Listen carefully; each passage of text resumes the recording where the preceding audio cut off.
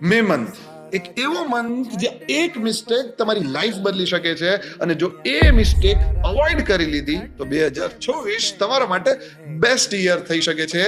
મે મંથમાં કેટલાક મૂળાંક માટે powerful opportunity આવી રહી છે અને કેટલાક માટે જૂના પેટર્ન્સ ફાઇનલી બ્રેક થવાના છે.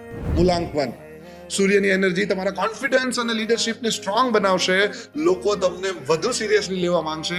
કરિયર રિલેટેડ મૂવમેન્ટ પણ દેખાઈ રહી છે, પણ ઈગો બેઝ રિએક્શન્સ અવોઇડ કરજો.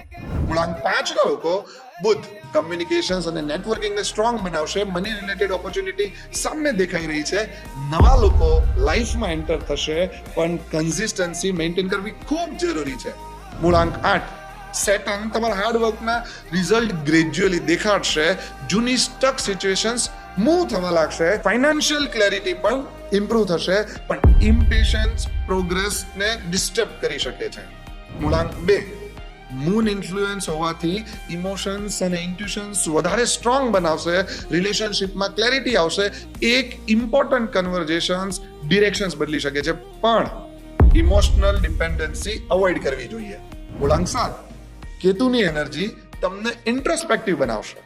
જૂના ક્વેશ્ચન્સના આન્સર મળવા લાગશે. સ્પિરિચ્યુઅલ ક્લેરિટી પણ વધવા લાગશે, પણ ઓવર આઇસોલેશન અવોઇડ કરજો. મે નો સેકન્ડ હાફ આ મૂળાંક માટે વધારે એક્ટિવ રહેવાનો છે. કેટલાક અનએક્સપેક્ટેડ શિફ્ટ પણ જોવા મળે છે. જો તમારો મૂળાંક હજુ આવ્યો નથી તો પાર્ટ 2 જરૂર જોતા જજો.